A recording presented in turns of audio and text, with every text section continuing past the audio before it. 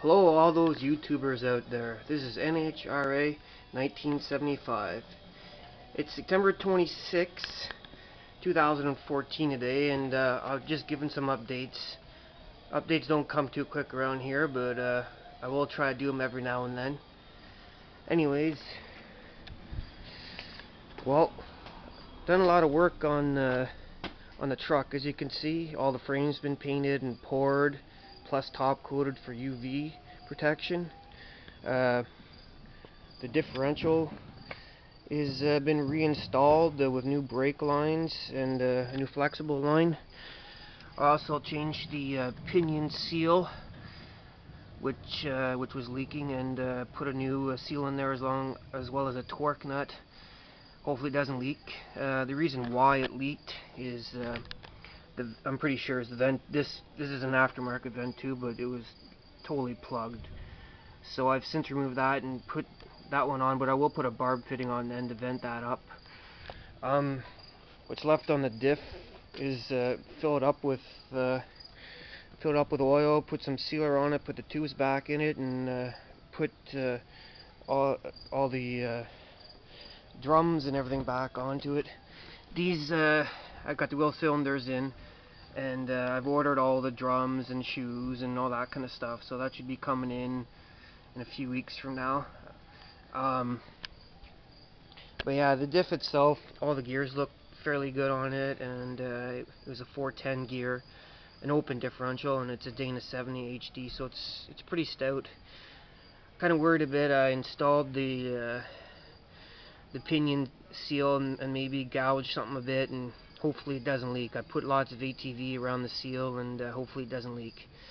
But yeah, new shackles here too. Those are brand new shackles, and I've poured them and put NICs on them. This might need some rejigging around to get it straight 100%, but because some of those bolts are not equal length in terms of the threads exposed. But I guess that's for later, to worry about that later once the drive shaft's in. I ordered also a T8 rebuild kit for that, and I'll be sending that trans out to my buddy there, Brian Swain, to get rebuilt. So that's that. But all this is all poured, so underneath too, it all down there on both sides.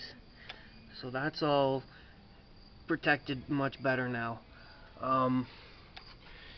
And I guess next up for this is to make some new brake lines. Get rid of this.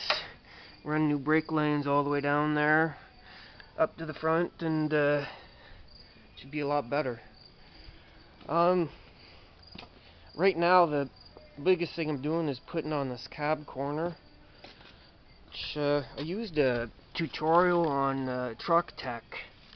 Good show. They're doing they have a 93 Silverado they're doing on, and they put some cab corners on that. I mean, this for sure will never win cab corner install of the year, but it's a lot better than the rusty pieces of crap that I removed. And my friend helped me with that. He was going to help me with the cab corners, but unfortunately he's pretty occupied right now, so I'm doing it myself. It won't be as nice as him, but you know, they'll be on there and it'll look a lot better than the truck crappy pieces of rust. Anyways, so that's about it really. I mean, it doesn't look like a whole lot's been done here, but I'll tell you what, getting all that rust off the frame and pouring the diff and everything, that takes a long time, and I just got to keep chugging away at this thing. My goal is by winter is to have all the brakes back on this thing and the new brake lines, and then I might move it to the other side of the laneway and start working on the front however much I can over the winter in terms of suspension removal and everything. So just have to do this out one other side of the cab corner here as well. That's what they look like. I mean, they were obviously Gandhi. So my friend recommended using them as templates, but I just got them on there somehow, and it'll work.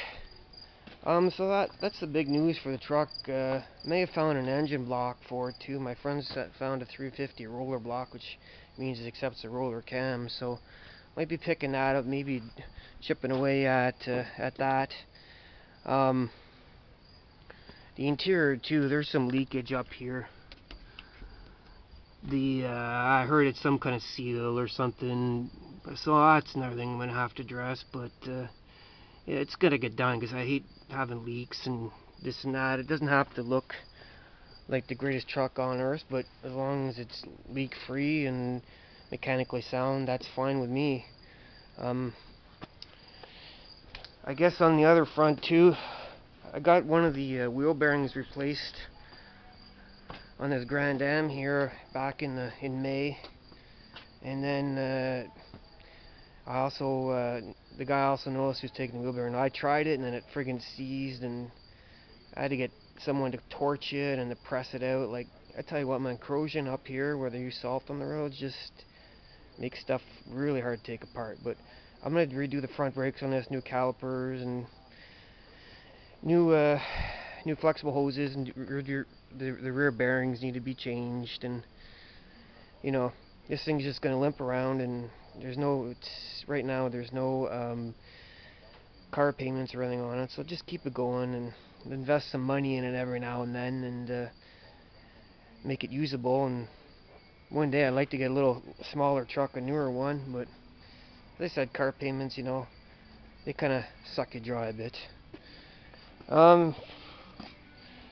To get some new tires too, or kind of use newer tires that I can use, so that's on one of them, this one here.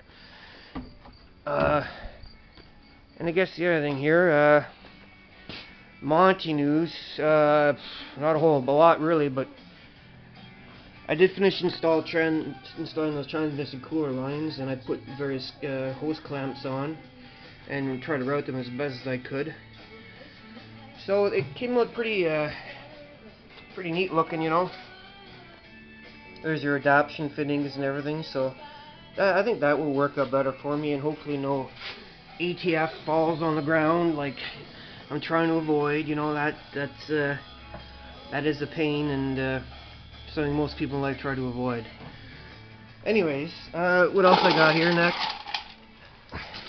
And I did get those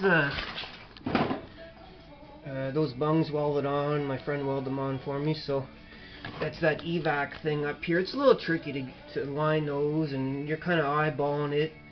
But at least the hose it has to connect to, you're just using heater hose, so it's fairly flexible to get up that up the firewall. I might do a few other things in the winter too, like this. This is too cold. This is too close to the header. That needs to get done. Move back. That's battery cable, and as well, I might put some shielding, like aluminum shielding up here, if you can see that, to shield the lines, like the fuel line and the battery cable, because these suckers have got to go in. And I also got these welded up. I tacked them in for proper place, and my friend welded them in a lot nicer than me and my little crappy welder. But anyways, that's gonna blast a lot of flame into those lines, so I'm gonna try to protect them as best I can. They're downturned, but you know, they will be pointed downward, but you never know. And I guess this is the welder I'm using, which isn't ideal for this job. It's a flux core, so I'm not even really having the nice gas shield to do it, but it's, you know, Princess Auto Special, and it works. The welds are dirtier and everything, but you know, you got to do with what you have in life, you know. Anyways, that's about it. So hopefully next time the updates, I have the other cab corners are done, and I probably gonna put some fiberglass on top of that and some filler and get it looking alright. And I won't show you the inside of this because this looks like a horror show, so I don't think anyone's gonna be sticking their nose in there and criticizing me inside of my doors. So if they do, they can get lost. That's about it really. Anyways, I'm just gonna keep plugging away here, and you know, keeping the dream alive, like the Tom Cochrane song, you know. Okay, talk to you there.